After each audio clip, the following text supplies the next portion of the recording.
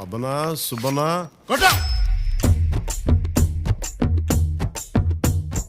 మాట వినాలి గురుడా, మాట వినాలి, మాట వినాలి, మంచి మాట వినాలి.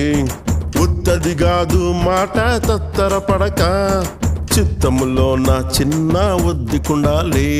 మాట వినాలి గురుడా, మాట వినాలి, మాట వినాలి, మంచి మాట వినాలి.